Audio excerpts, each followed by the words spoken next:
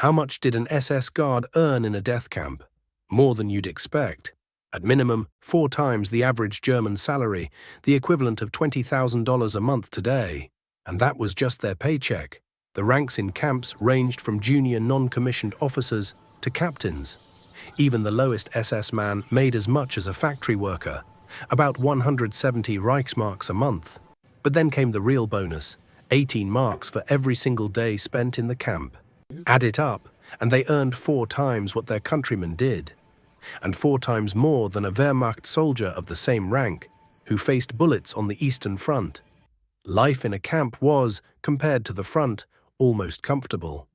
Guards slept in their own rooms with electricity, on proper beds. They had regular meals, regular sleep, and their shifts resembled a 9-to-5 job. On the front, soldiers fought over space in filthy barns, ate from tin bowls, and watched their friends torn apart by grenades. One German at Stalingrad wrote in his diary how thrilled he was to find a few cans of fish. In the camps, SS men had as many tins as they wanted. Chocolate, sardines, white bread. Luxuries ordinary Europeans wouldn't see until liberation, and yet their salary was only the beginning. Ukrainian guards bartered with local farmers, smuggling bacon, liquor and sausages into the camp. The SS always took a share, but the real fortune came from the murdered. Trains arrived loaded with gold coins, jewelry, even diamonds the size of cherries. Officially, valuables were sorted and shipped to Berlin. In reality, much of it never reached Berlin. More than a half was stolen inside the camp. Sounds exaggerated.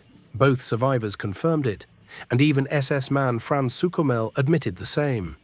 The feared executioner August Mierte used his loot to build a house back in Germany. The job also came with a uniform, a symbol of power. One SS man, Gustav Munzberger, had been just an ordinary joiner before the war. His son Horst later recalled, when he got that SS uniform, that's when he began to be somebody. And in Treblinka, the scope, the power, the difference, unimaginable.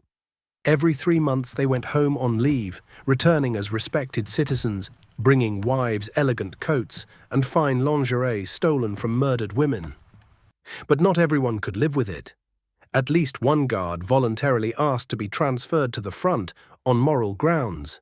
He survived the war, only to die in a Soviet prison camp in 1946. We'll tell his full story, along with many more details, in the upcoming full episode of Treblinka Explained. So while ordinary soldiers at the front struggled with shortages, SS men enjoyed paychecks worth $20,000 a month, unlimited luxuries, frequent vacations, and the admiration of their neighbors. For them, the death camps were not just sites of murder. They were a career path, a goldmine. That was the engine of the system. Loyalty was paid in cash, and brutality was a career. In previous episodes, we looked deeper into the psychology of these men, what power and uniform meant to them. You can watch that in parts 7 and 8 of this series. And if you'd like to see the full story of how genocide turned into a business, don't miss our episode, The Business of Death.